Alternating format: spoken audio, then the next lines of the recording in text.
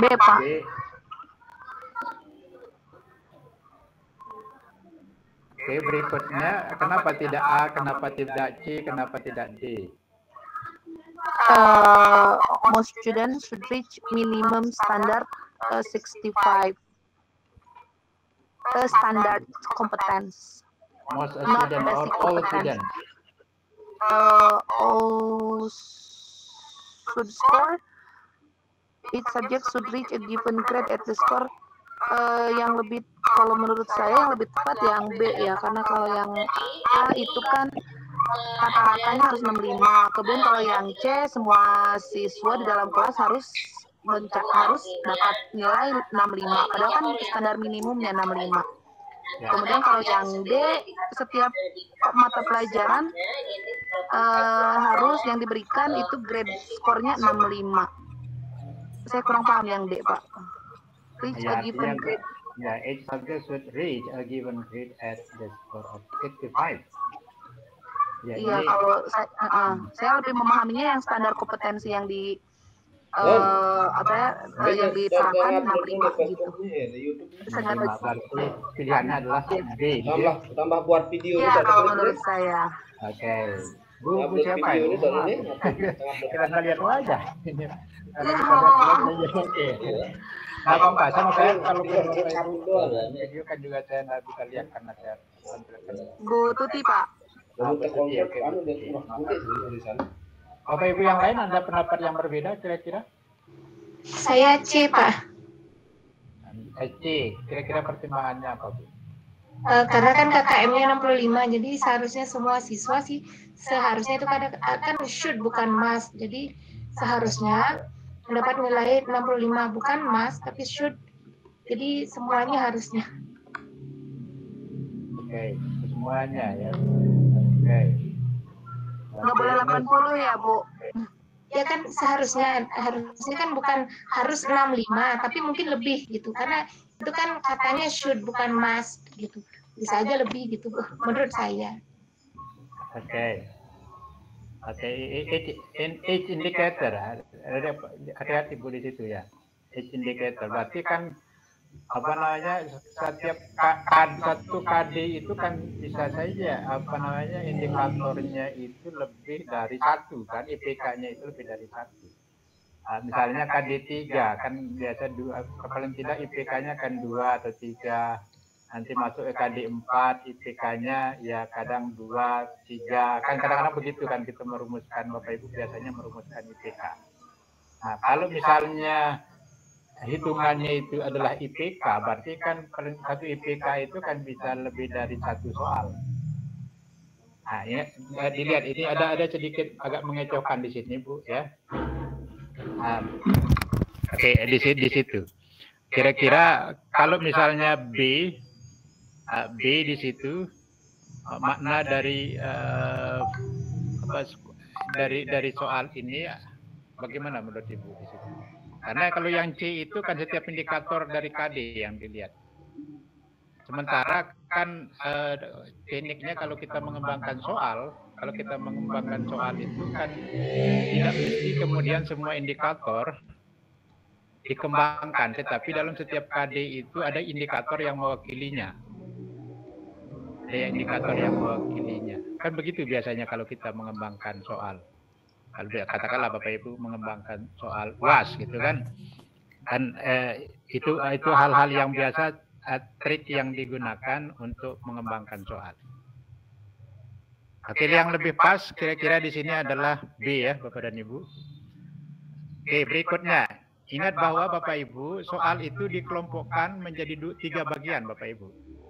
Ada soal kategorinya low, ada yang soal yang kategorinya high, difficulty levelnya. Ada yang medium Bapak dan Ibu.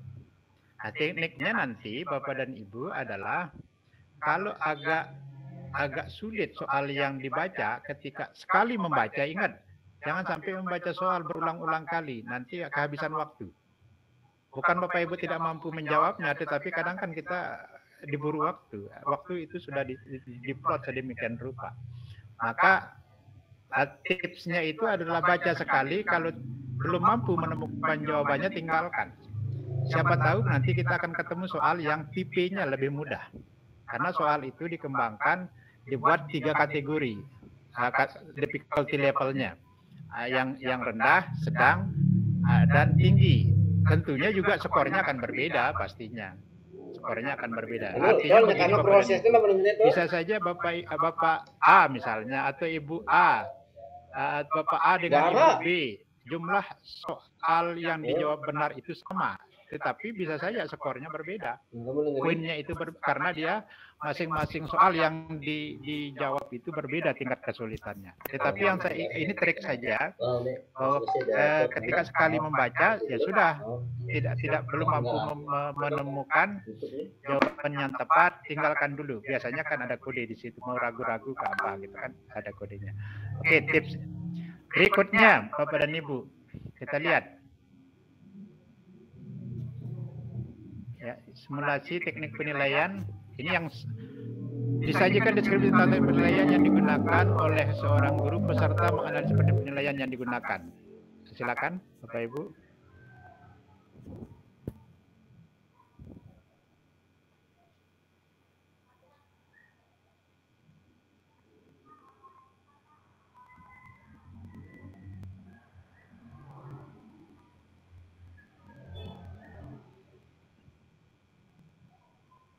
D.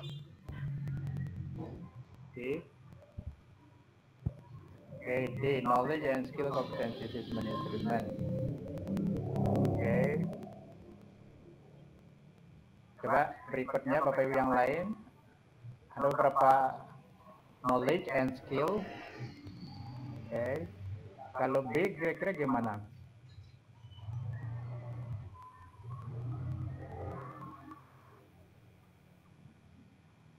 Written test and oral test, informative and summative form. Formatif itu gimana Bu Bapak Ibu? Formatif itu latihan seperti worksheet, kemudian ulangan harian, praktis yang di dalam kegiatan pembelajaran ya. Sedangkan summative itu udah contohnya kayak final test, itu summative. Ya, oke. Formatif itu kan embedded, kalau bukunya embedded in teaching and learning process.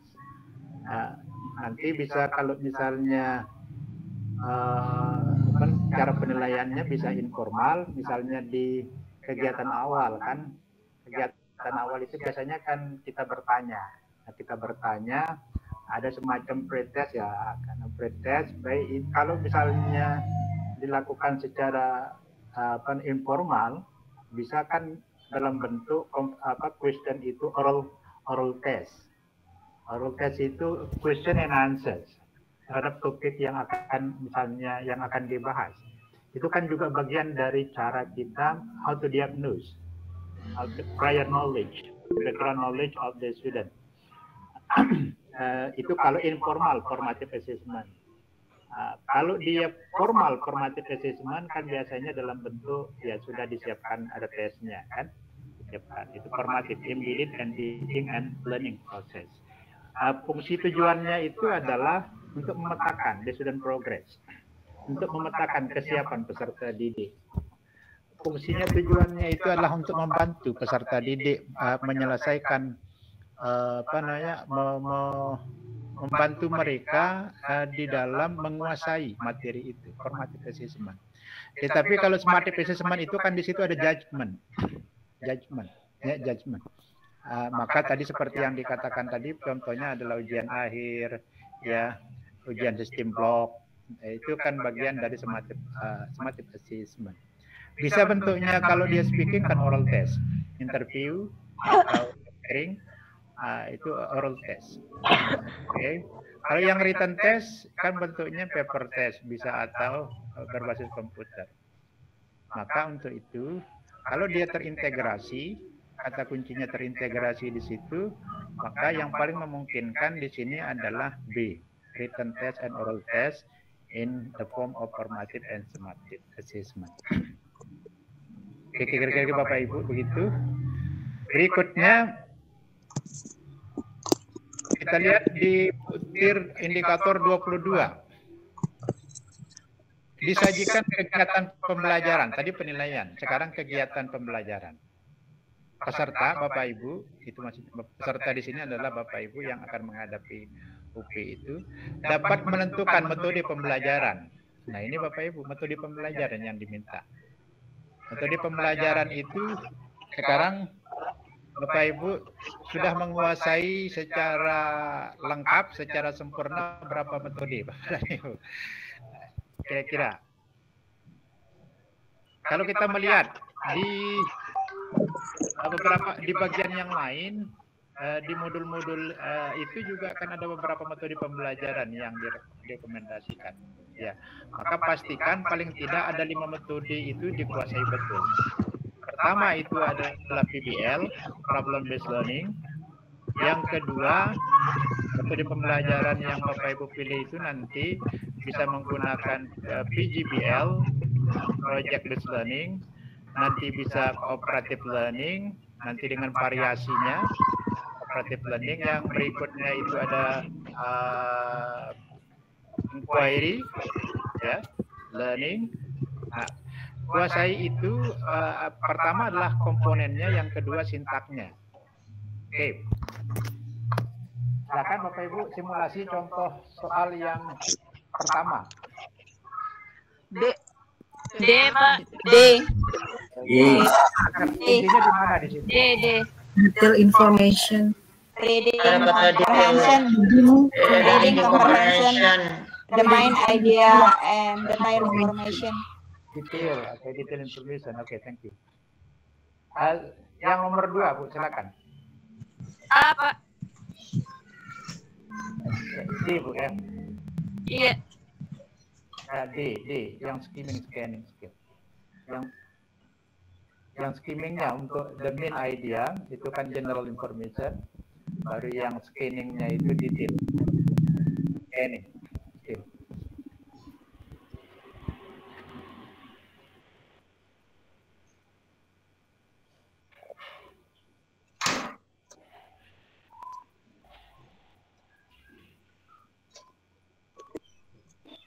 Silakan Bapak Ibu simulasi soal yang kedua. Apa? Iya. Remedial. Oke, good. Sudah. Berikutnya kita beralih ke butir 23. 23 itu bunyinya adalah disajikan kegiatan pembelajaran. Tadi apa? Yang 22 itu kegiatan pembelajaran juga, cuma beda yang diminta.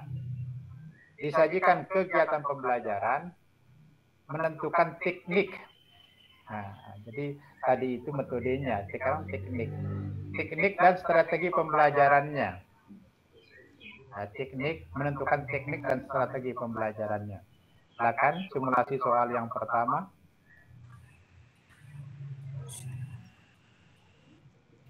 Drama performance teknik. Apa kata kuncinya di situ yang Speaking skill. And participation in speaking. Ada low class, ada participation in speaking. Okay, good, thank you. Number 2, please.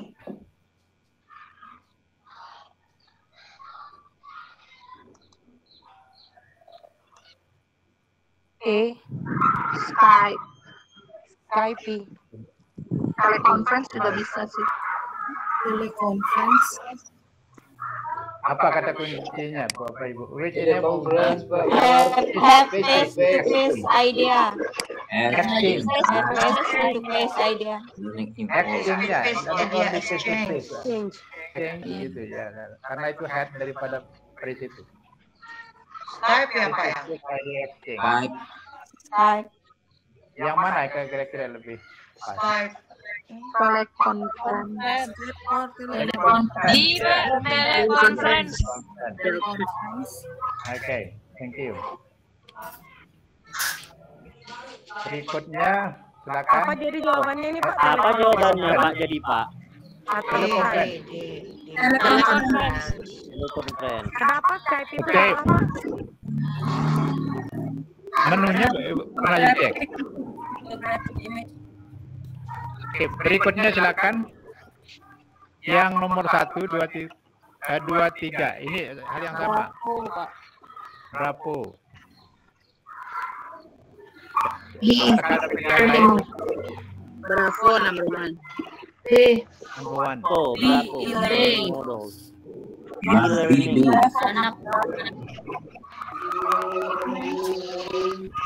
Oke. Sendiri. E-learning models. Oke. Berikutnya kita lihat, ini sudah kalian. Yang butir 24. Butir 24 bunyinya adalah disajikan deskripsi tentang konsep penilaian. Konsep penilaian. Berarti nanti ada konsep penilaian dulu pertama. Tapi jangan terkecoh di situ, Bapak Ibu, karena itu bukan yang dituntut. Konsep penilaian peserta menentukan, ini yang baru, yang Bapak Ibu akan ditagih. Kemampuannya untuk menentukan salah satu prinsip assessment. Nah, tapi di sini prinsip assessment yang disebutkan itu disebutkan dia ada assessment of learning, assessment for learning, dan ada assessment as learning. Kalau kita menggunakan, ini kan kategori saja sebenarnya, kategori saja mengelompokkan dari sisi bagaimana assessment itu dilakukan, ya. Bagaimana assessment itu dilakukan, tetapi kalau misalnya dari sisi ranahnya kan nanti ada kognitif, ada psikomotor, ada afektif. Nah, itu ranah penilaiannya. Maka di sini kalau kita menggunakan pengelompokan yang digunakan oleh Brown dalam bukunya Lang Assessment, tadi itu ya ada formatif. Formatif itu lebih dekat. Substansi dari formative assessment yang embedded in teaching learning process itu, ini yang dua, assessment for learning and assessment as learning. Itu yang formatif. Substansinya. Tetapi kalau assessment of learning, maka substansi dan aktivitasnya lebih pas dia. Kalau kita ekuivalensikan dengan summative assessment. Ya, summative assessment. Bapak dan Ibu. Nah, secara terperinci, maka kemudian Bapak Ibu nanti silakan cek bagaimana aktivitasnya seperti apa, yang assessment of learning, assessment for learning, dan assessment as learning. Berikutnya silakan Bapak Ibu, ini simulasi soal nomor 1. Peer assessment and summative test. Coba dilihat performance progress. C. Portfolio and improvement. Performance. Kan ada to assess student knowledge and skill competence. Peer assessment and summative test. Yes, peer assessment and summative test. Kalau peer assessment and summative test, ini Bapak Ibu, maka kalau summative itu judgment di situ. Bukan dalam rangka memetakan the student progress. Tetapi kata kuncinya Portfolio and performance. C. Portfolio and performance. Ya, portfolio. Kalau in English portfolio, bahasa Portu. In English portfolio. Portfolio assessment itu bagian dari authentic assessment. Ada berapa jenis authentic assessment, Bapak dan Ibu? Yang authentic assessment? Nanti di butir keberapa itu ada authentic assessment. Tetapi kan authentic assessment itu kita harus bisa lihat yang authentic assessment itu jenisnya yang mana saja. Kalau di sini ada peer assessment, itu salah satu dari authentic assessment. Ada portfolio assessment, itu yang kedua. Ada performance assessment, itu yang juga yang ketiga dari authentic assessment. Nanti tinggal dua lagi. Belum ada sub assessment ya. Yang keempat ada. Yang keempat. Silakan.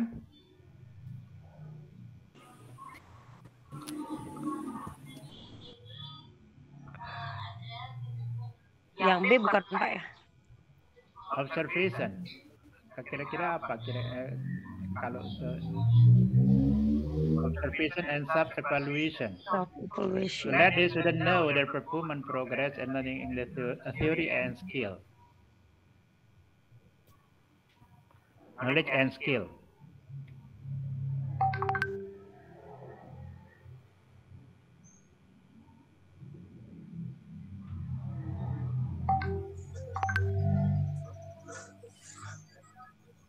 Skill atau performance.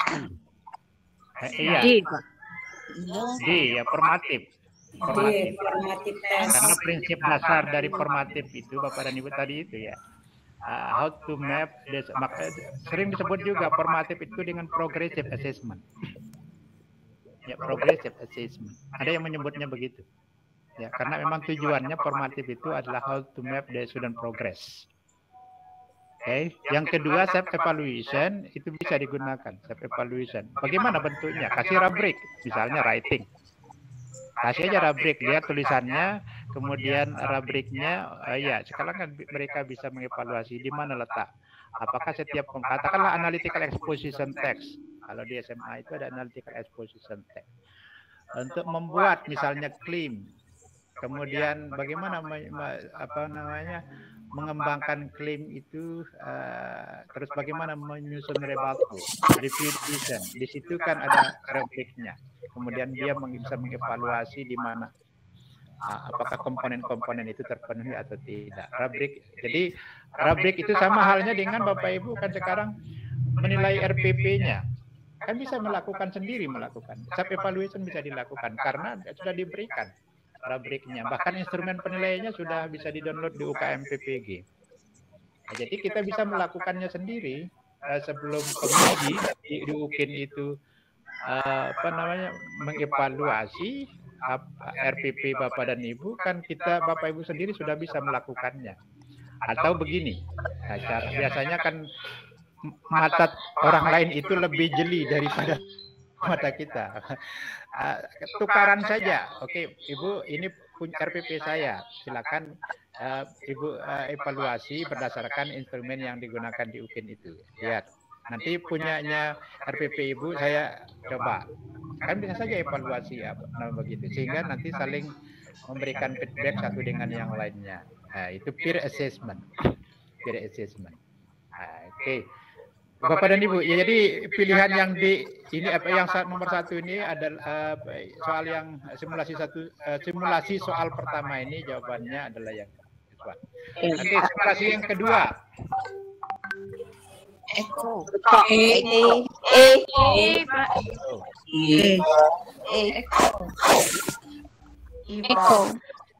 Echo. Kira-kira apa ini yang argumentasinya? Judgmental itu ada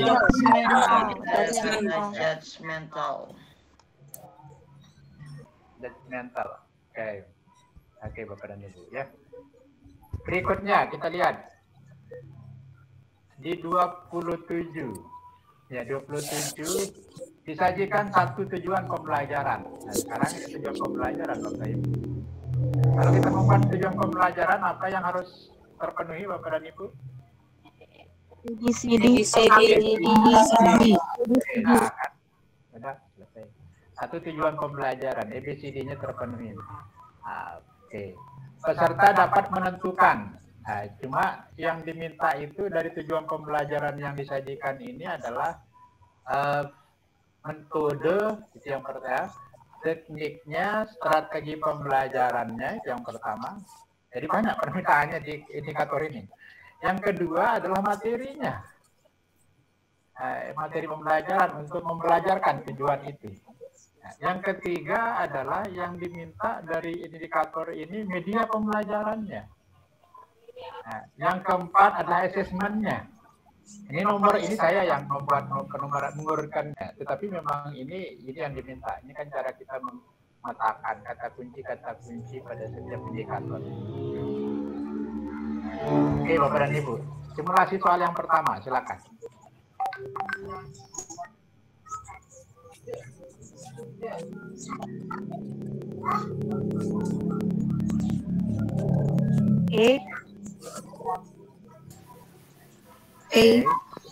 Kata kuncinya grouping the students into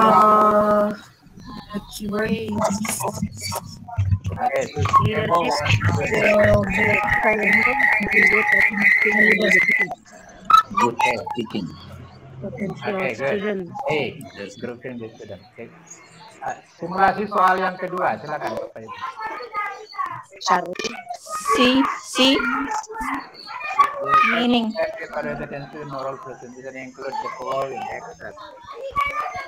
Oke. C. Ada yang lain? C.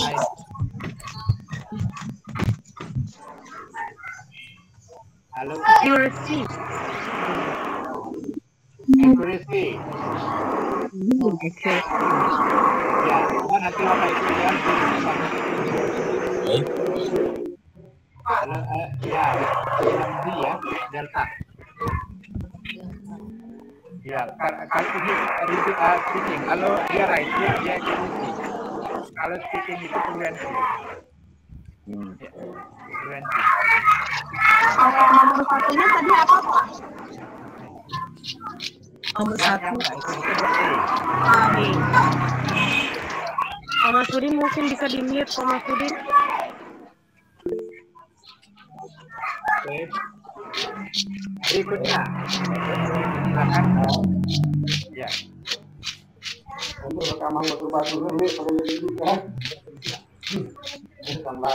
Pak, tolong di-mute, Pak.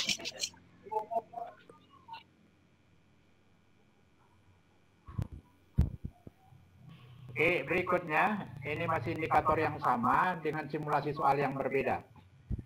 Silakan.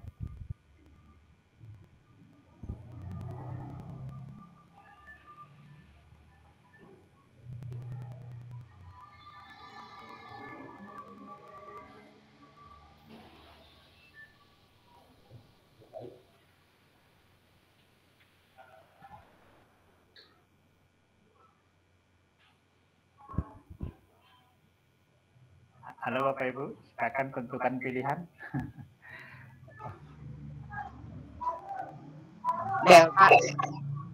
Delta. Atau the keyword. C. Kita mulai dari delta dulu baru ke C ya. Oke, delta. Silakan Bu Guru.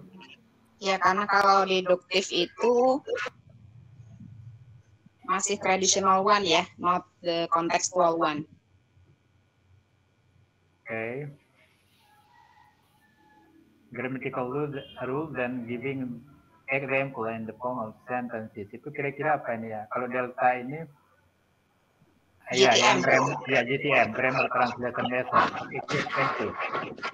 Ya, thank you Bu. Oke. Tentunya pilihan itu bisa diberikan kan ketika kita sudah punya prior knowledge tentang hal itu kan. Oke, good. Berikutnya, Bapak Ibu yang lain kan maksudnya sudah oke. Dong ya. Dong ya. Ya, kenapa pilihannya delta itu?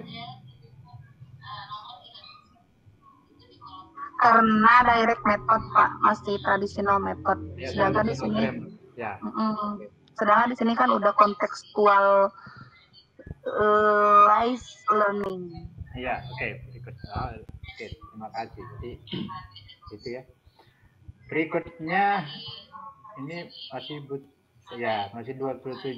Kita lihat 27. Ini belum ada nomor malah ini. Bentar, kasih nomor aja dulu. Tapi silakan ambil Bapak Ibu. Lihat.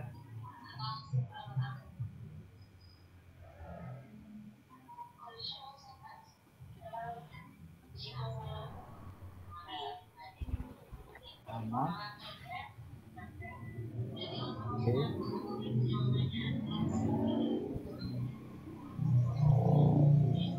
B. Pertama dulu. B, sir. B. D. Ya, oke. D. Kenapa kira-kira Bu?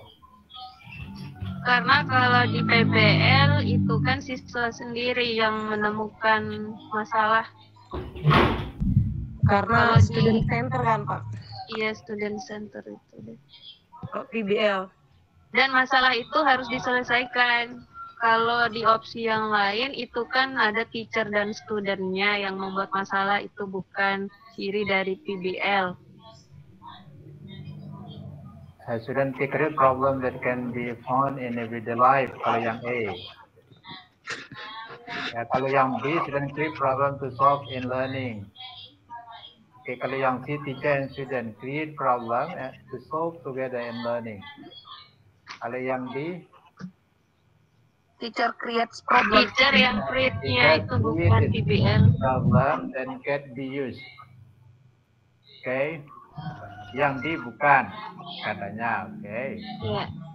Create C problem juga that bukan. can be used as learning material. C, kenapa tidak C?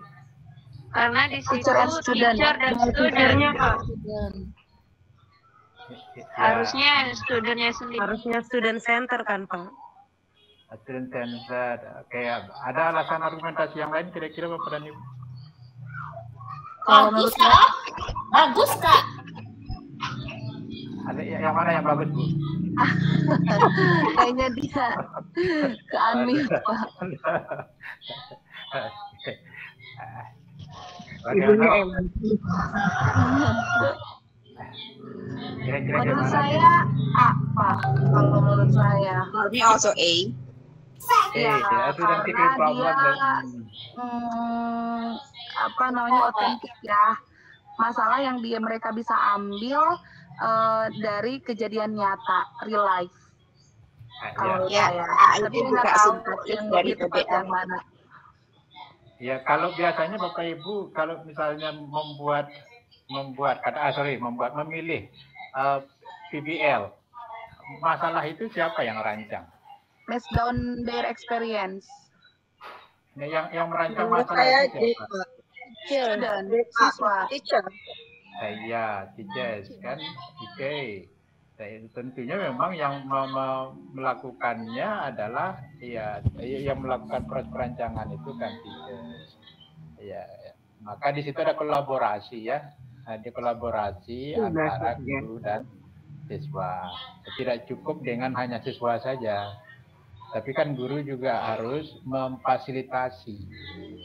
Tidak kemudian ini masalahnya silakan diselesaikan sendiri kan itu tidak begitu kan. Oke, maka kemudian ya kolaborasi antara guru dan siswa ya, kolaborasi. Kalau misalnya tidak mampu diselesaikan, disitulah peran kita, teacher's role di situ adalah prompter, the helper, tentunya di situ beberapa peran guru yang kemudian bisa dimainkan untuk membantu peserta didik. Maka kata kuncinya kolaborasi. Kolaborasi itu di modul, kalau tidak salah, kalau di modul 4 ya, di pembelajaran inovatif. Oke, Bapak dan Ibu, itu C ya, pilihan yang lebih pas. Berikutnya, simulasi yang kedua, Bapak Ibu, silakan. Ini kok sudah develop.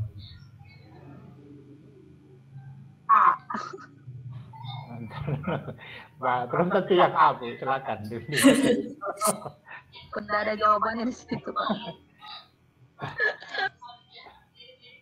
Oke, kita lihat situasi yang diberikan dalam rumusan soal ini. Situasinya seperti apa, kemudian tagihannya. Find the meaning of the word by using information text. Students reading learning achievement, Pak. Iya, kata kuncinya. Data collecting, analysis, search the meaning certain words in the reading text. Kalau yang lain kan kayak nomor B aja allocate special meeting. Kemudian yang C menasihati siswa. Ya, yang D. Tell students that phrase or clues in the text contain the meaning of certain word.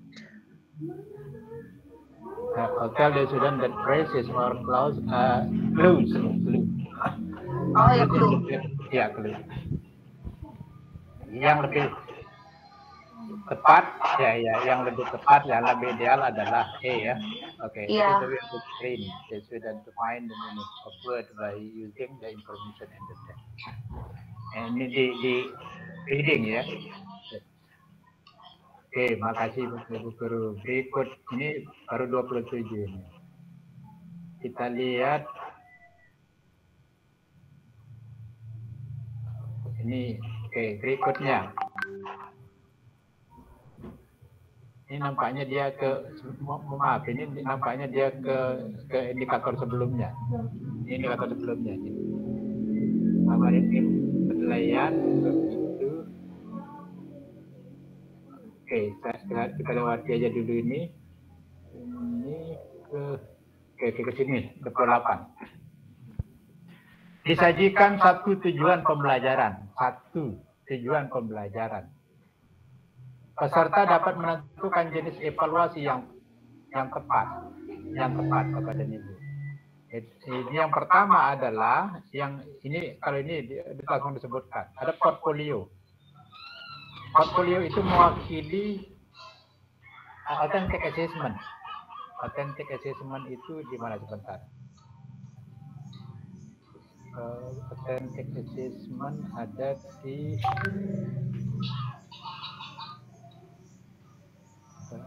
mana dia? Authentic assessment.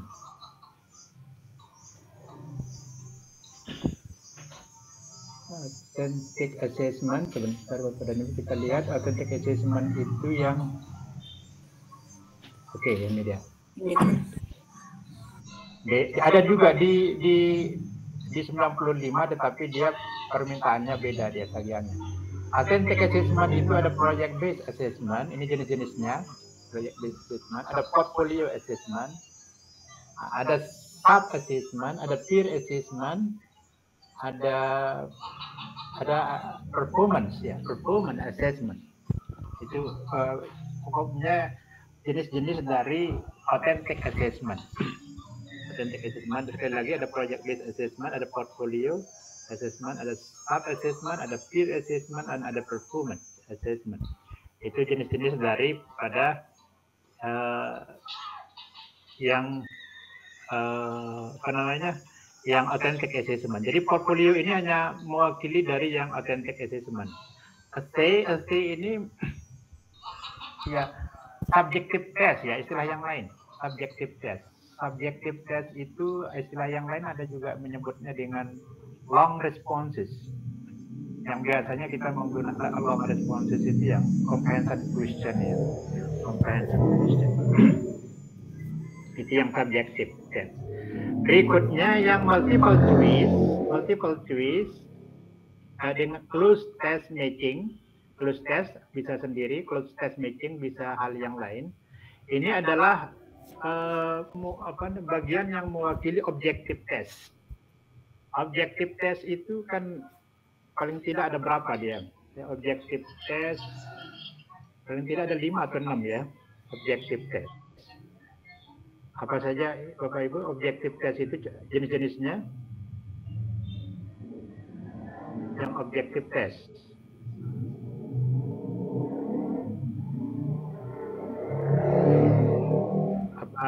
Apa saja Bapak dan Ibu jenis-jenis dari yang objektif tes? Mungkin yang di tempat yang tadi ya.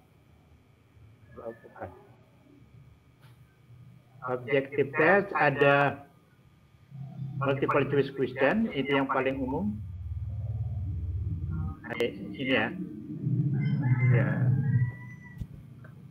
Oke, betul. Objective test itu ada multiple choice question, yang ini Bapak dan Ibu. Ya, multiple choice question. Ada true false, ada matching, ya. Match the word. Ya, ada clues test ya. Ada clues pakai Z. Clues test itu biasanya fill in the gap atau fill in the blank. Ya, itu kan redirectionnya. Atau gabungannya kalau ini kan kata-katanya tidak disediakan. Mungkin dia di listening mendengar saja, tidak diberikan pilihan. Tetapi kalau diberikan pilihan maka disebut dengan clues multiple choice question test. Ya, ada 1 multiple choice question, 2 true false, ada matching, ketiga itu ada clues test, yang keempat ada, yang kelima itu clues multiple choice question test. Itu yang objektif. Yang subjektif test ini ya tadi itu yang itu jenis-jenisnya. Itu yang tes, ya yang tes. Oke. Jadi permintaan dari yang indikator 28 ini Bapak dan Ibu adalah menentukan jenis evaluasi yang tepat. Portfolio, state, multiple choice, clues test matching. Nah, jadi kita harus menguasai itu Bapak dan Ibu ya. Authentic assessment, ada objective test, jenis-jenisnya, yang kemudian subjective test atau stay atau long response test. Oke Bapak dan Ibu, silakan. Ini ada simulasi soal. Dicoba, Bapak Ibu. Yang pertama dulu. Bravo, maybe. Oke. Kata kuncinya yang mana kira-kira Bu? Orally respond, ya, oke. Orally respond. Oke. Oral test, interview. Oke, good. Yang nomor 2.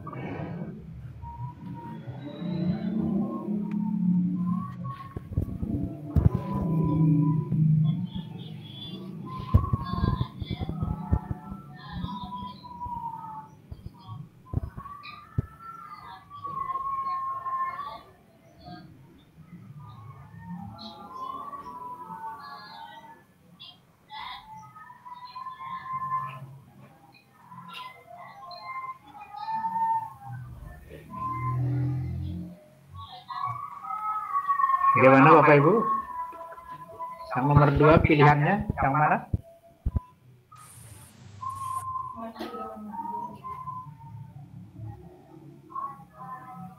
Kata kuncinya dulu, silakan Bapak Ibu. Identifikasi. Authentic assessment, Pak.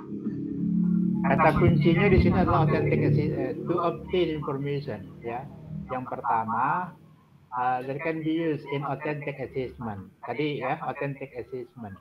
Kita lihat kata kuncinya. Ini knowledge, ini adalah ranahnya. Student knowledge. Oke, objeknya itu naratif dari konteks. Itu objek yang dinilai. Oke, objek yang dinilai. Si jawabannya Pak ya. Arti mungkin. Oke, what assessment technique? Sekarang formative and oral test. The differences and similarities of narrative and the context. Formative test and oral test.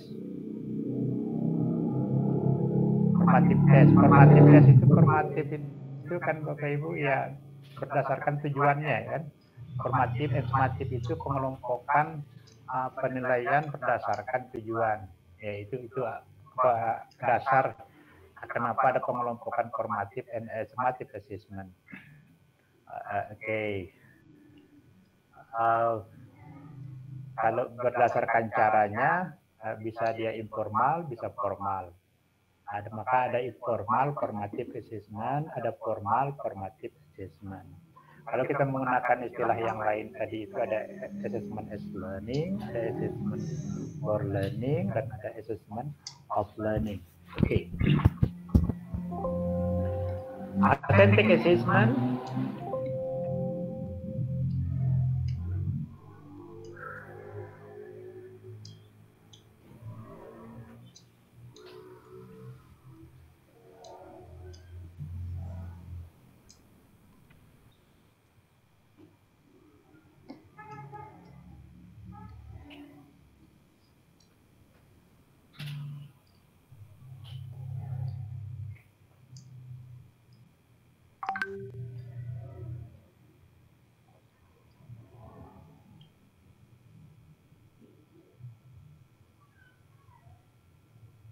Halo Bapak Ibu.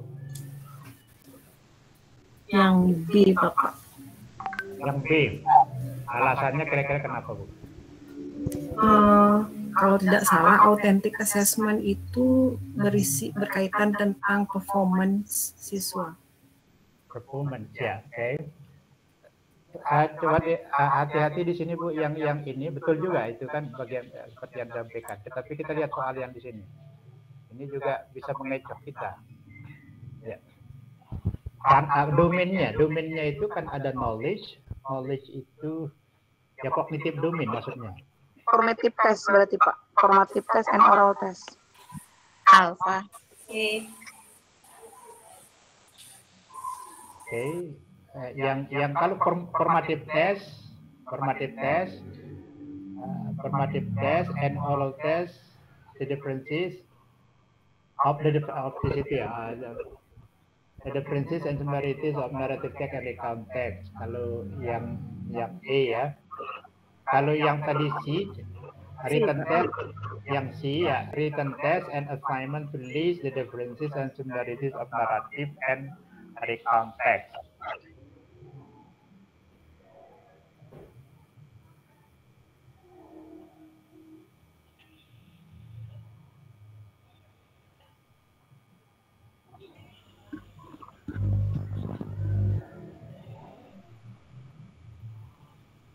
Knowledge, cognitive domain. Kan cognitive domain, ranah penilaian itu kalau kita sebut dengan assessment domain ya. Assessment domain ada 3 kan? Assessment domain ada 3. Ada kognitif, ya itu kognitif itu ranahnya knowledge. Kemudian ada psikomotor, ranahnya itu skill. Terus kemudian sikap ya. Sikap itu affective domain itu ya sikap di situ. Affective domain. Ada 3 ranah. Ada 3 ranah penilaian atau ada domain ya. There are 3 assessment domain. Kognitif itu ranahnya knowledge. Ada psikomotor ranahnya skill di situ. Ada affective di situ behavior ya maksudnya. Yang di sini yang diminta dalam STEM soal ini adalah authentic assessment of the competence of the student knowledge. The student knowledge. The student knowledge. Untuk menilai knowledge, ya, tetapi bentuknya adalah authentic assessment. Oral test yang D. Oral test. Mungkin. D, Pak.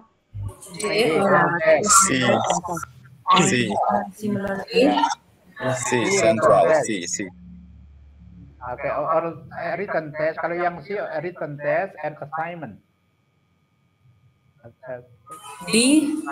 Assignment itu bagian dari apa, Pak?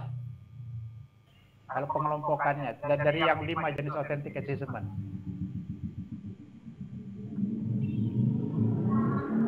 Yang assignment, apakah bagian dari sub assessment, apakah bagian dari peer assessment, bagian dari portfolio, atau bagian dari performance assessment? Nah, gitu ya. Ingat yang 5, ada 5 jenis authentic assessment tadi, yang 5. Sekali saya ulang, pertama itu adalah sub assessment, yang kedua peer assessment, yang ketiga itu performance assessment, yang keempat itu portfolio, yang kelima itu project ya, project. Itu jenis authentic assessment. Jenisnya ada 5. Kalau tidak ada 5 itu, maka yang lebih tepat di sini adalah karena dia ranahnya knowledge. Ranahnya knowledge itu umumnya kita menggunakan yang knowledge itu dianalisis menggunakan written test. Written test itu bisa bentuknya multiple choice question, bisa bentuknya true false. Bisa bentuknya ada itu ya. Tetapi ingat ini adalah membedakan. Ini membedakan the differences between narrative and recount text. Itu bisa dalam bentuk begitu dan assignment. Assignmentnya nanti kan bagian dari portfolionya. Bagian dari portfolionya.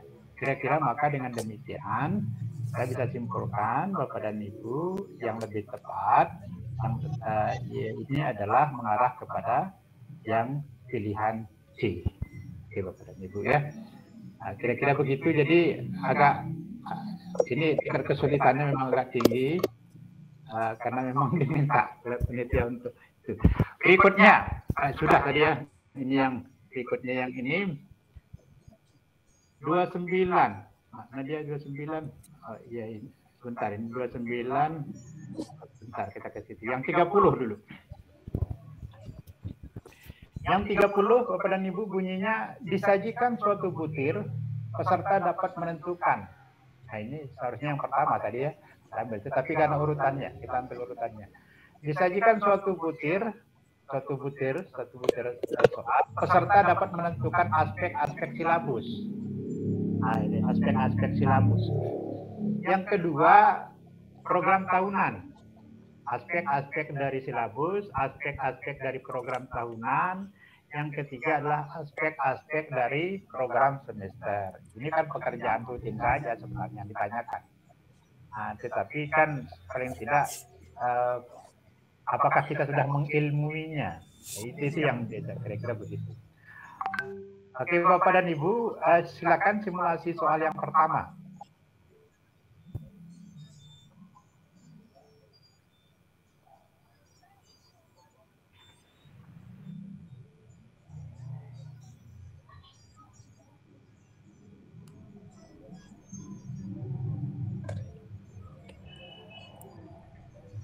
Coverage bukan Pak ya? Iya, ini coverage D. Bagaimana kira-kira Bapak Ibu yang lain? Grading. Expert ini ya. Kalau frekuensi kenapa dia Bu kira-kira?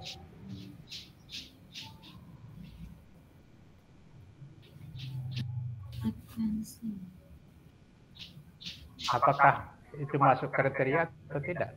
Kalau masuk kriteria dalam hal apa? Frekuensi dari apa maksudnya? Learnability iya. Tingkat keterbacaan tingkat learnability. Apakah bisa misalnya ya ini bisa dipelajari atau tidak? Learnability kan usefulness. Coverage ya, cakupan materinya, cakupannya, grading, tingkatannya, baik itu tingkatan dalam hal grading dari the complexity of the task, the complexity of the text, itu kan grading.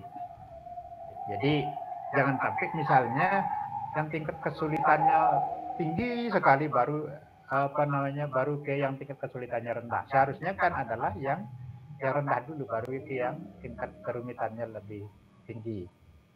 Kan begitu Bapak dan Ibu ya.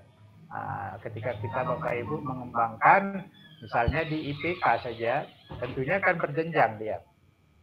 Berjenjang tingkat kerumitan itu. Dan konkretnya, ketercakupan materi tentunya ya disesuaikan dengan DKD itu dengan kan ada essential material kan perlu kemudian dibuat dia menjadi lebih terperinci. Maka ya disitulah ada prinsip yang kita sebut dengan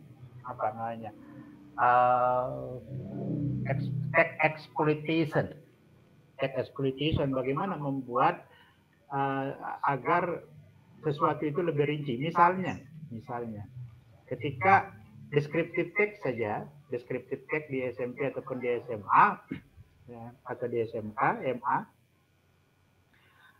itu kan bisa describing people, ada describing animal, ada describing things, gitu kan? Apakah satu pertemuan itu harus dirumuskan semuanya? Di IPK-nya kan tidak, kita buat dia berjenjang coverage-nya. Misalnya people itu kan nanti banyak hal.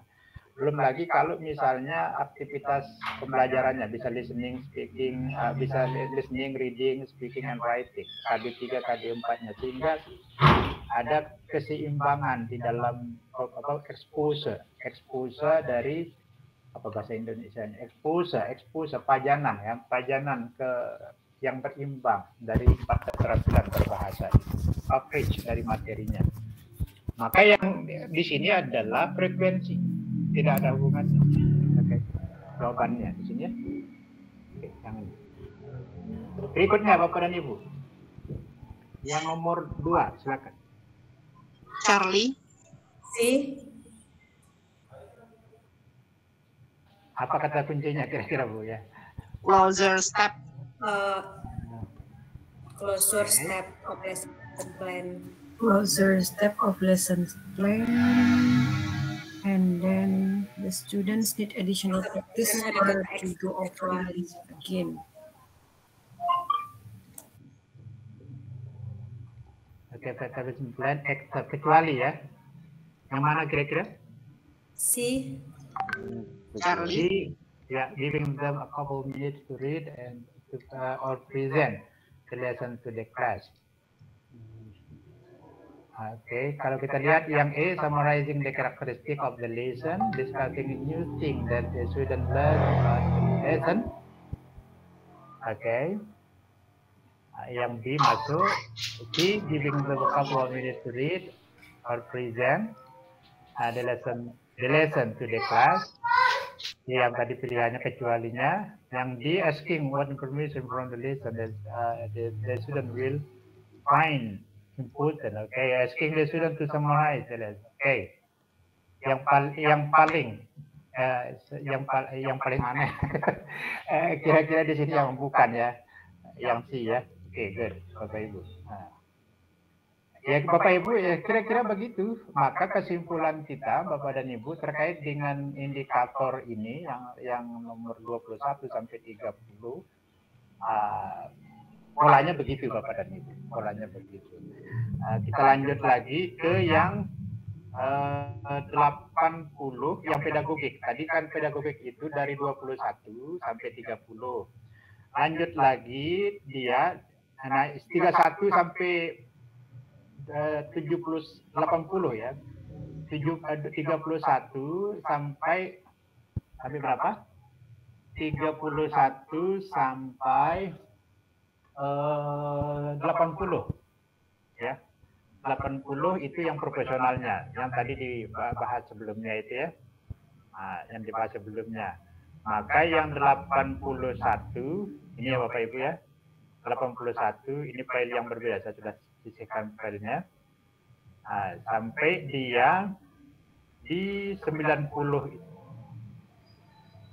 ya, 80 mulai dari 81 itu mulai pedagogik gitu ya, pedagogik berarti dari 31 sampai 80 itu yang profesional.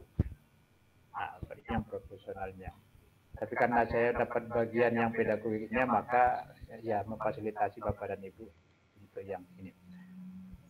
Oke Bapak dan Ibu, ini kita lanjutkan atau kita cukupkan dulu, nanti kita cari hari yang lain untuk lanjutkan ini. Lanjutkan saja Pak. Lanjutkan saja ya. Pak, masih seru Pak. Lanjut sampai maghrib Pak. Nanti kalau nggak cukup waktunya baru ke hari yang lain. Masih seru Pak, masih. Soalnya ini Pak, yang lumayan berat ini Pak. Lanjut aja Pak. Menarik Pak pembahasannya. Materinya berat. Oke, Bapak dan Ibu. Kalau gitu saya lompati dulu dari 81 ke 90 itu sebentar. Saya cari filenya ya ini. Kita lanjut ke 91. 91 itu tidak sebenarnya ini ya, tidak terlalu rumit ya, biasa-biasa saja. Tetapi kita lihat saja ya. 91 nanti Bapak Ibu kalau sudah agak berat, bosan ya, hentikan saja ya. Enggak kok Pak, ini seru ini Pak. 91 diberikan data interaksi kelas, yang melibatkan tindakan memuji. Interaksi kelas, Bapak Ibu, kata kuncinya ada interaksi kelas. Yang kita pahami kata interaksi kelas itu kan paling tidak ada 4 ya, ada 4 interaksi kelas. Di buku apa siapa punya tulisannya bukunya. Interaksi kelas itu paling tidak ada a teacher Ya, saya singkat saja ya. Teacher class interaction, the teacher student interaction, ada teacher group ya interaction, dan yang keempat itu ada student interaction. Nah, ini pola ya, polanya biasanya begitu ya. Oke, ini umumnya ada di salah satu buku yang memetakan model interaksi di kelas. Ada teacher class interaction, biasanya ini dominan teacher center. Tetapi ini biasa terjadi adalah di pembahasan konsep ya, di awal-awal lah, biasanya di kegiatan awal ya, di kegiatan awal. Oke. Tetapi dari kalau misalnya 2 kali 30 atau 2 kali 40 menit ya, kalau ini yang dominan bisa dipastikan itu teacher center. Ya, teacher center. Tapi kalau ini yang jumlah secara kuantitatif itu secara kuantitatif dari 2 kali 40 menit itu yang dominan, maka bisa dipastikan itu student center. Bapak Ibu, ini interaksi di kelas. Oke, itu situasi yang diberikan.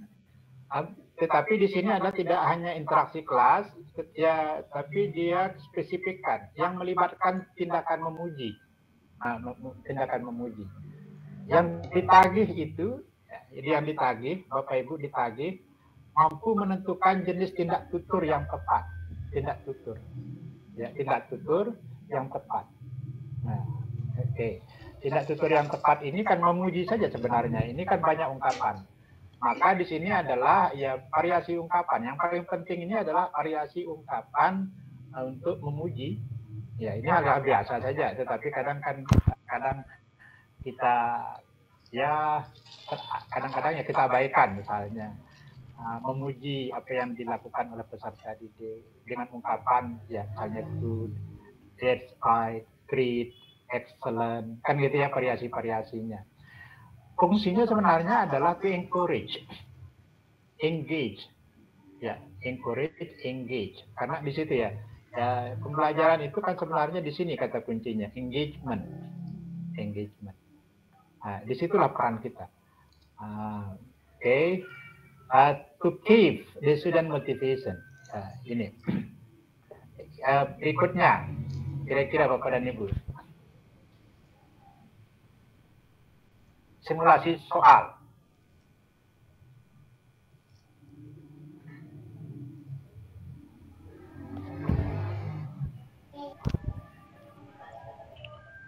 Thank you.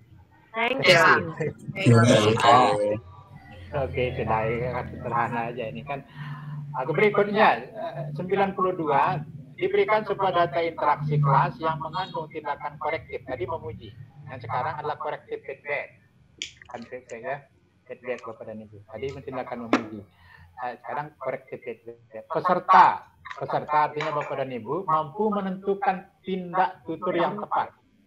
Ya, nanti secara umum bahwa feedback itu kan bisa kita kelompokkan beberapa literasi. Cuma ini, sisa kita makan tadi pagi. Oke, silahkan.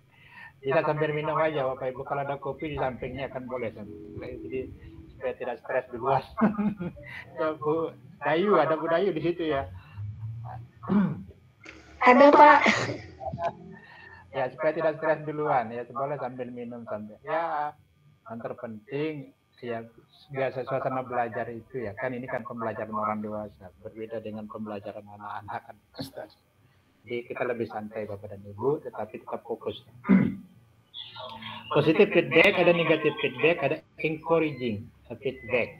Ya, ini variasi ungkapannya. Ini saya download saja sebenarnya kan, available.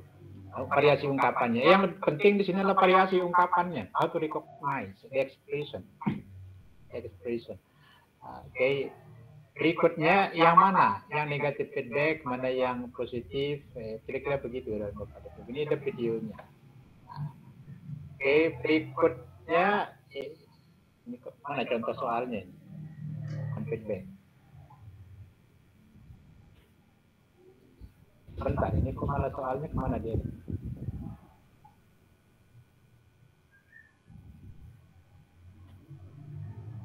Ada yang hilang slide-nya sebentar Bapak Ibu. Kelengkap saja dulu ya. 92 ini kode feedback malah soalnya mungkin sebentar dia terpilih ya.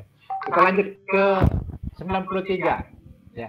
93 diberikan sebuah tag naratif. Naratif itu kan long functional text Bapak dan Ibu ya. Nah, long functional text diberikan sebuah tag naratif peserta mampu menentukan perintah soal. Ini pedagogik Bapak Ibu. Menentukan perintah agar siswa merespon teks tersebut dalam bentuk puisi pendek. Ini agak kompleks dia ya, indikator ini. Ada teks naratif, berarti Bapak Ibu kan teks ini yang di list saja lah Bapak Ibu ya, teks itu. Kalau saya lebih senang kalau misalnya lebih memilih cara belajar itu begini dia. Kita coba lihat ke sini dulu ya. Secara umum kan teks di kurikulum ini dikelompokkan, pengelompokan teks itu menjadi 4 bagian. There are four classification, first is interpersonal, transaksional, short functional text, and long functional text. Nanti Bapak Ibu list saja dia, mana saja teks yang interpersonal, mana saja teks yang transaksional, mana yang short functional text. Semuanya ada disebutkan di kisi-kisi itu. Di kisi-kisi itu, coba saya lihat yang kisi-kisi ya. Disebutkan jenis tagnya.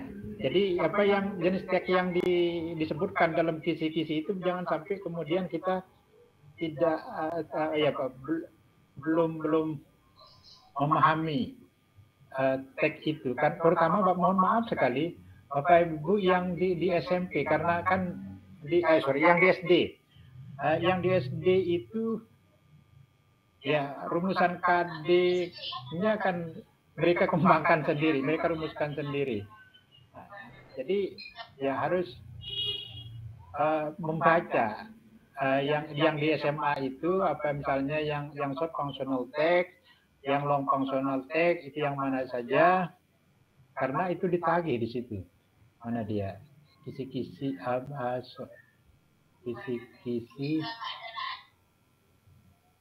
mana dia kisi-kisi? Sebentar Pak, saya atau kita download saja dari mungkin dia di sini. Sebentar. Di UP ya. Saya buatnya di sini mungkin di UP ya. Di UP. Nah ini ya. Oke. Kita lihat Bapak Ibu. Yang ini kan saya ngambil ya. Kan ini yang dia. Ini kisi-kisinya. Yang kita bahas itu kan ini ya, indikator ya. Ini nomor urutnya yang ini, saya pakai nomor urut yang ini.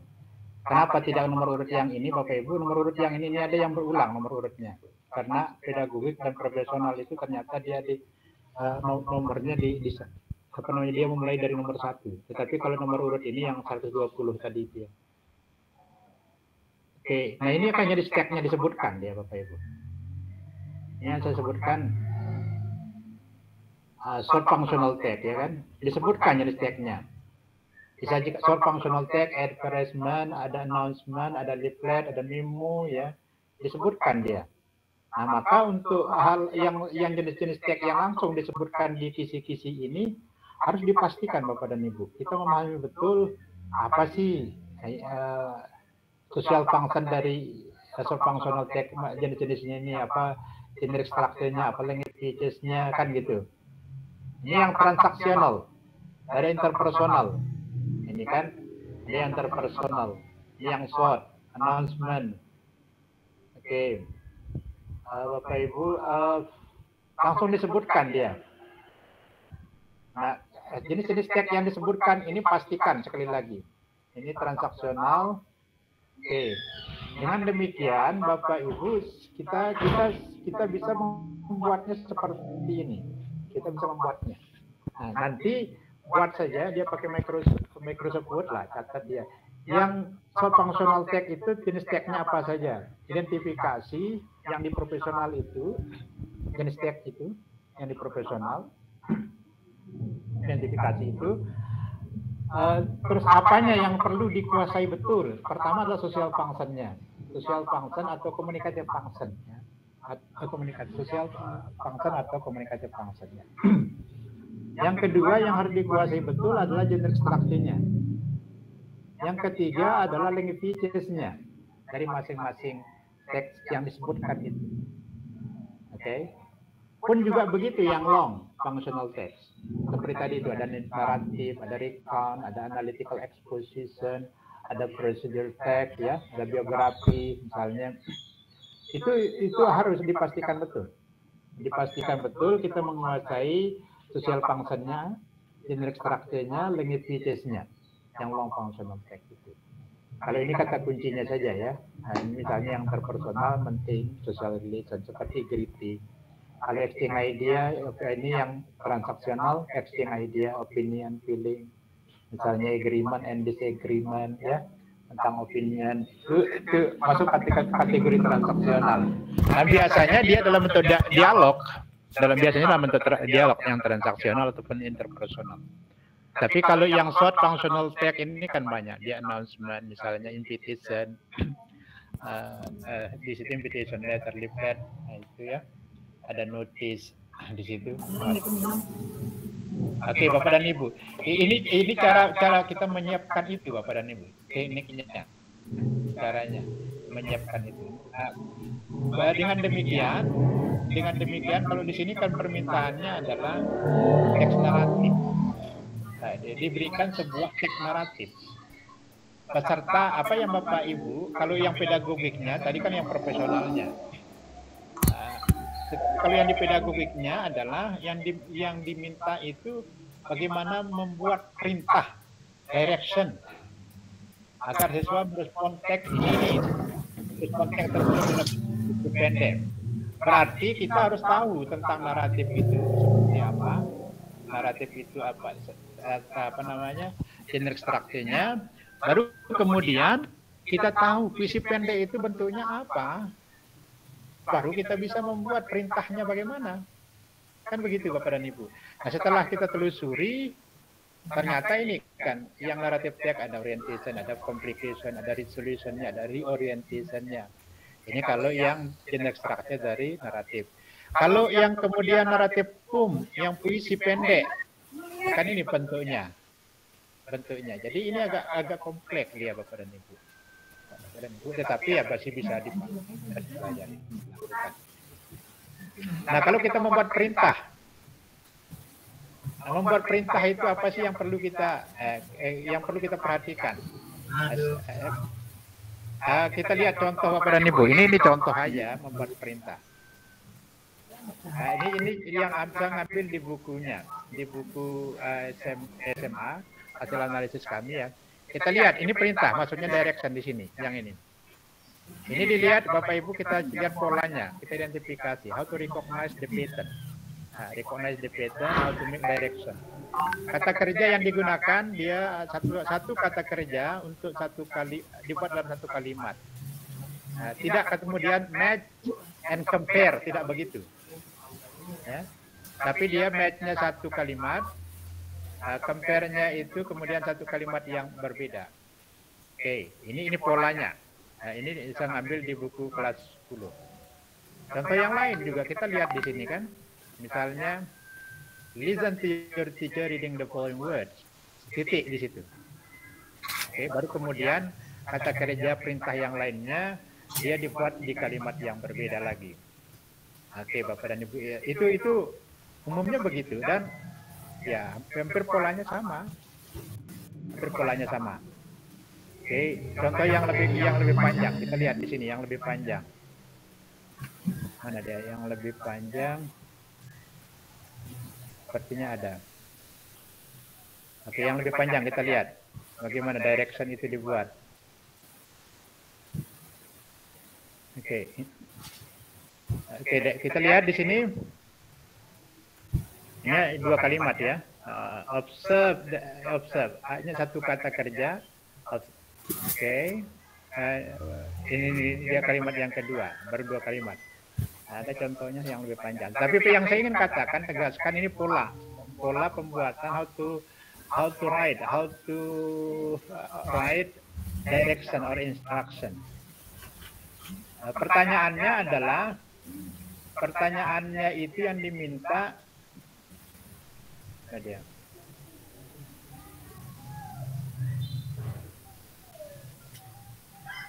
yang diminta itu ini oke, sudah ada sebenarnya di situ ya contohnya. Ada tadi. Yang ini ya tadi. Kalau Bapak Ibu, di sini contoh yang lebih kompleks. Ya, nampaknya di sini ya. Di sini ada ini ya. Ini contoh yang lebih kompleks. Bring to front. Nah ini kan Bapak Ibu. Ini beberapa kalimat. Ini kan 1, 2, 3. Nah jadi pola ini. Bapak Ibu di kata kerjanya karena itu menjadi core dari perintah itu biasanya tidak digabung dengan conjunction ya, tidak digabung dengan conjunction hingga itu tidak menimbulkan apa yang disebut dengan ambiguity ya, ambiguity itu dan kebingungan nampaknya ke situ. Oke Bapak dan Ibu, saya pikir itu untuk memahami dari indikator ke-93 ini yang objeknya adalah puisi pendek. Kira-kira begini Bapak dan Ibu, silakan. Simulasi soal.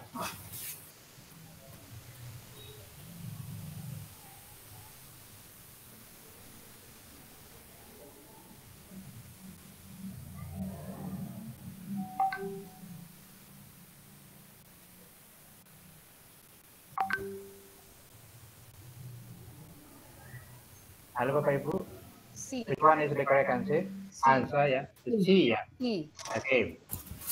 C. Oke. Berikutnya kita ke simulasi berikutnya, silakan Bapak Ibu. Kita mulai nomor 1.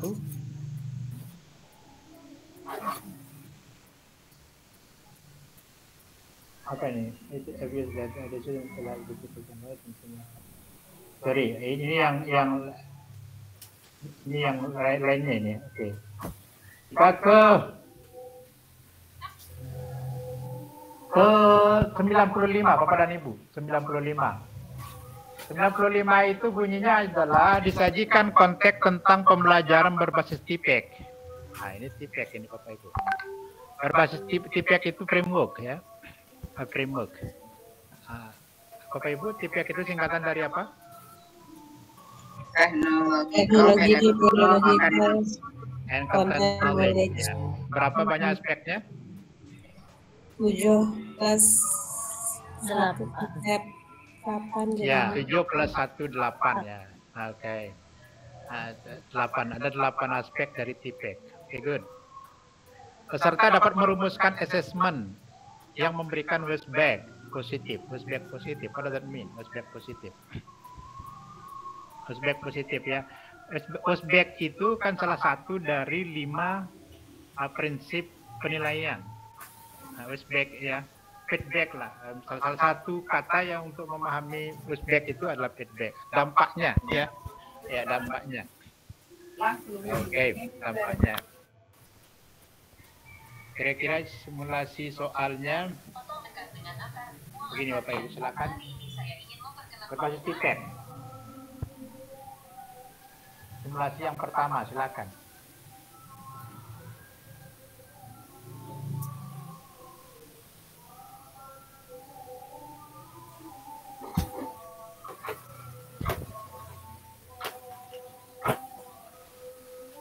Silakan Bapak Ibu.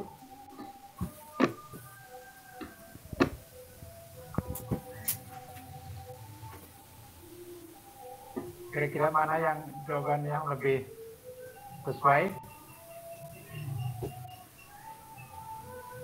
TPEC Google Translate. D. Delta. Google Class.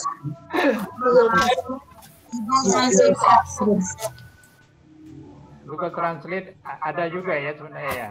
Okay. Ada. Extra D.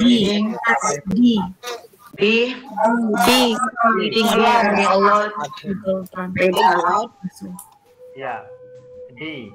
Ini yang except, yang kecuali. Oh, oh. Ya.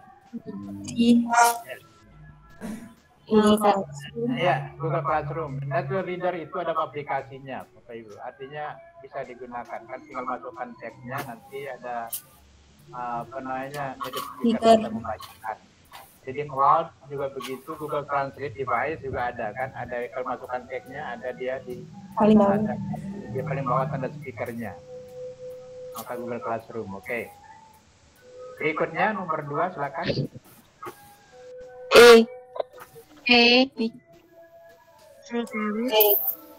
Picture series. Google Classroom, area audio, picture series yang lebih pas ya. Oke, ini yang kategorinya yang low technological media atau yang low. Ini kalau ini yang high technological media. Ini kan intinya adalah integrasi TPEC itu the integration of technology. The integration atau the integration of technology in teaching and learning process, the integration of integration of technology in material development, the integration of technology in assessment. Itu prinsip dasarnya yang TPEC. Oke. Aspek ini lagi ya. Disajikan sebuah konsep pembelajaran, peserta dapat menentukan aspek content knowledge. Content knowledge. Ya, content knowledge. Bagian dari TPEC tadi ada content knowledge. Content knowledge terpenting yang dibutuhkan pelaksanaan RPP, content knowledge. Ya, content knowledge. Bapak dan Ibu, ini what to teach-nya.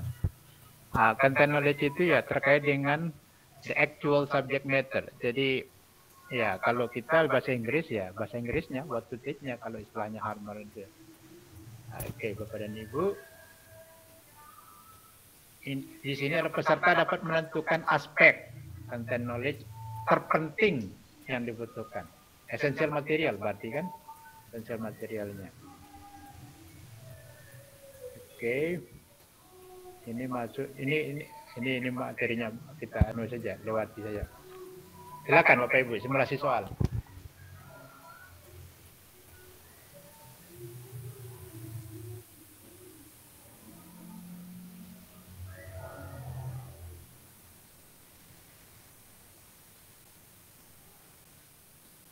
D.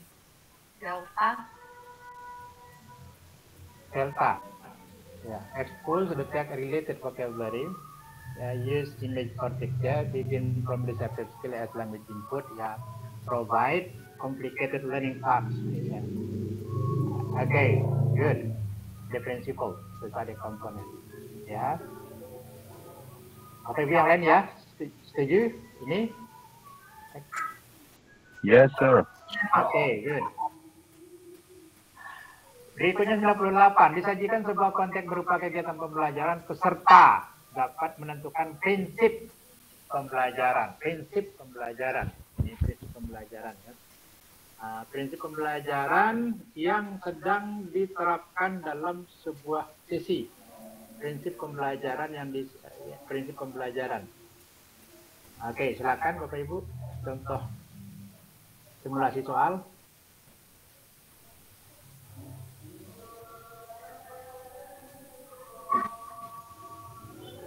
C.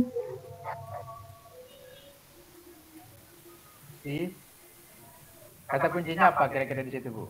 Kenapa harus C? Teacher applies project based learning. Kayaknya ini ke ya. cara guru ini, Pak. Ya, the way how to teach-nya ya, not what to teach-nya.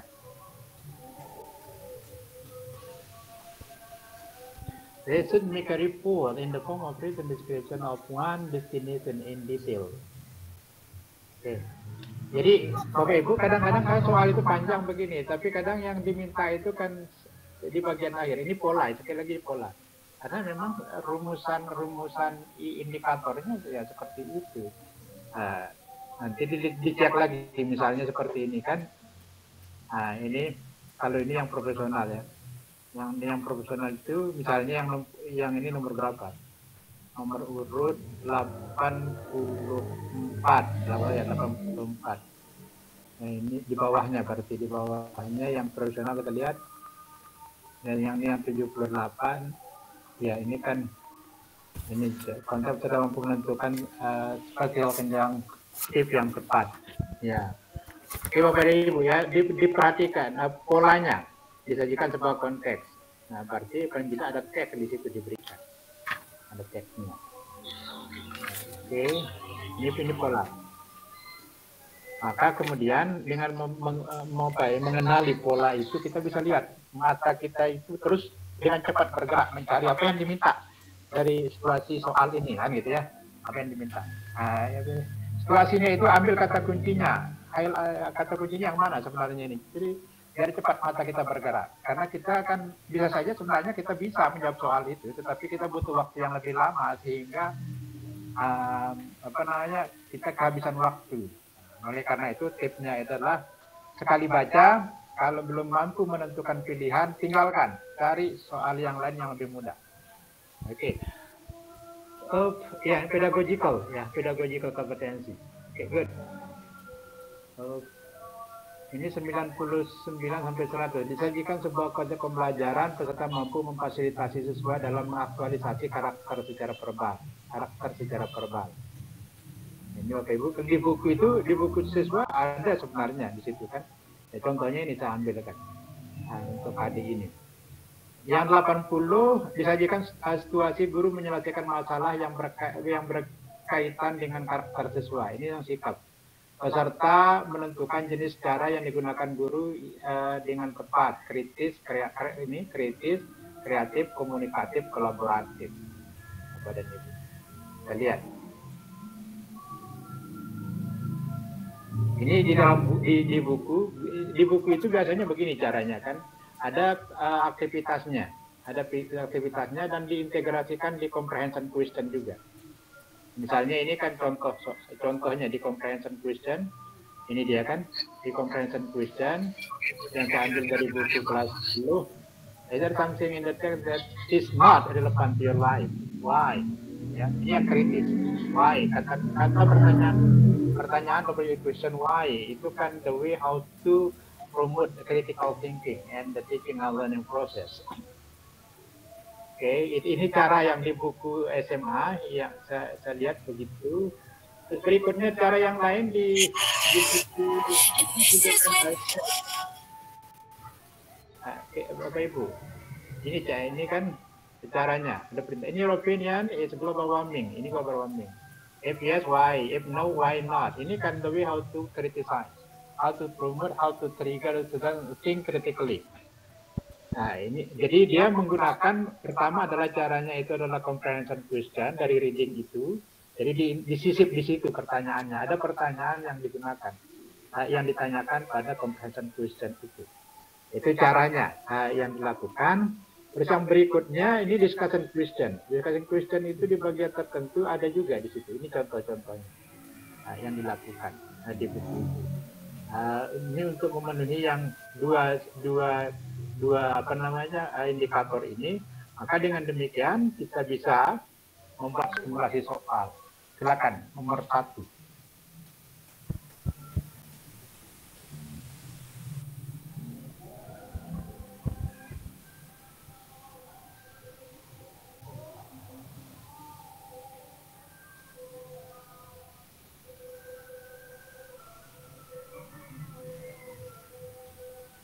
Bapak Ibu tentukan pilihannya.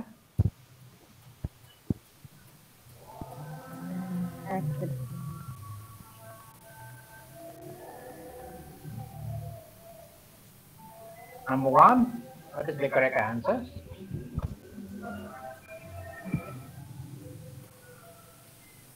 Internalize the character values. Which of the following classroom technique can a teacher do?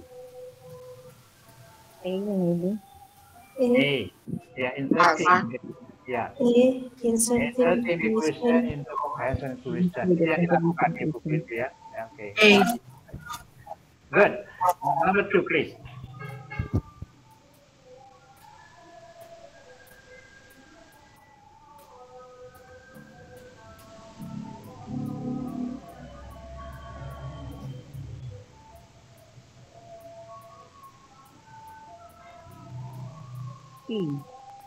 C ya. Grouping the student and placing age potential group in age group. Oke, good. Kira-kira begitulah Bapak dan Ibu ya. Apa namanya? Kisi-kisi soal pembahasan kita pada sore hari ini. Ya mudah-mudahan lah ini men-trigger, menyiapkan Bapak dan Ibu. Paling tidak Bapak Ibu akan berhadapan dengan apa? Berhadapan dengan apa? Maka ada baiknya sekarang Bapak Ibu setelah ini dibaca lagi. Saya hampir sudah sekian kali ya, hampir lebihlah 10 kali saya membaca hal ini terus ya. Jadi apalagi Bapak dan Ibu yang akan diuji, oleh karenanya ya tentunya frekuensi membacanya akan lebih banyak lagi. Yang 120 ini.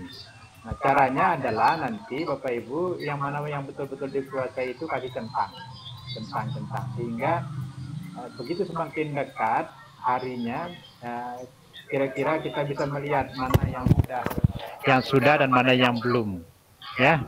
Dengan demikian kita punya persiapan yang cukup maksimal untuk melihat dan menyiapkan UPI itu Bapak dan Ibu. Nampaknya sudah mulai ini di masjid sudah mulai persiapan maghrib. Nah untuk itu nanti Bapak dan Ibu mudah-mudahan kita masih ada kesempatan, biasanya tidak cukup sekali. Nanti kita tuntaskan lagi dengan contoh-contoh soal yang berbeda dan indikator yang lain yang belum kita bahas. Untuk sore hari ini saya pikir sampai di sini dulu ya Bapak dan Ibu. Karena Bapak Ibu juga sudah cukup lama. Misalnya di kelompok kami itu juga ya karena tadi di pagi hari ada ya Pak Muhakikin dan teman-teman ada apa namanya pengantar ya Bu Devi ya sangat panjang lama duduknya. Untuk itu supaya tetap menjaga kesehatan, insya Allah berikutnya kita cari lagi waktu untuk berdiskusi. Ya, Bapak dan Ibu, untuk sore hari ini saya pikir cukup dulu, Bu Vera ya. Ya, Pak. Oke. Kita akhiri dengan ucapan hamdalah, alhamdulillahirrabbilalamin. Alhamdulillahirrabbilalamin. Ya, terima kasih. Assalamualaikum warahmatullahi wabarakatuh. Selamat sore Bapak dan Ibu. Waalaikumsalam warahmatullahi wabarakatuh. Semangat ya. Thank you Pak. Keluar Bapak.